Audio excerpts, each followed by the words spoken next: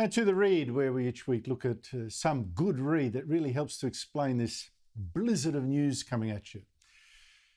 I think the most important thing that Scott Morrison has done is to see the China threat better than any leader before him and to adjust to it.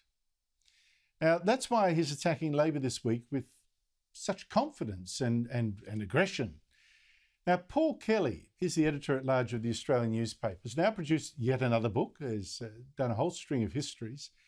This time, it's about exactly Morrison's big strategy here.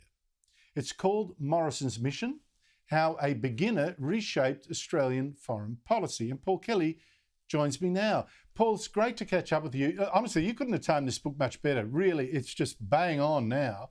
One interesting insight into your book that I found anyway, that helps to explain to me exactly why Morrison's been so strong and so full of conviction here, is that perhaps his Christianity is playing a role. Tell us about that.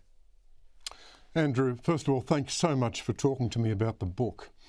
Look, I think you're right. The point to make about Morrison's attitude to China is that it's based on conviction. Morrison's often attacked for being a marketing man, but I can assure you, when it comes to the assessment he made about China's intimidation of Australia, he concluded that this was a threat, not just in power terms, but in values terms. That China is a very different country to us in terms of its norms, in terms of its ethics, and his Christianity is undoubtedly part of that. So his response is deeply, deeply set in convictions, and he decided above all else that if he didn't stand up to China now, at this point in time, Australia would be forced further down the track to stand up to China from a far, far weaker position. Now, Paul, I'm sure you will know that when I say his Christianity plays a role, I'm not saying it like journalists would do with George Bush going to Iraq and all that kind of stuff. What I'm saying, what I'm getting from your book, I know you don't go into it in this much detail, is that Christianity, I think, helps remind us of the values that formed our society, values like freedom and individual responsibility and all that kind of thing, and the importance of the individual. I don't know that, God's not speaking to him about this. I just think Christianity underlines the values that he is now trying to protect. I think that's completely correct, Andrew. And what I've argued in the book is that there are two lines of thought in Morrison's foreign policy. One is realpolitik, which is about power plays, and of course his desire to push back against China. But the second is about civilizational values. And he sees the threat from China, not just in power terms, he sees it in moral terms. And I'm very explicit about this. He sees it in terms of liberal democracies and the foundation ideas of Australian civilization and Australian society. So he's got both elements, the power element and the values element. And I think that's absolutely correct. I just think that is so important.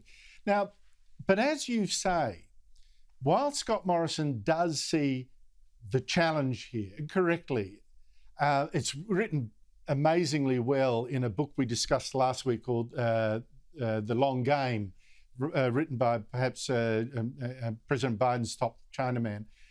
I don't think we're actually seeing the scale of response that we need. Now, I know he's been very busy, very effective in forming alliances with other countries to resist China. We've been seeing that unroll again last week.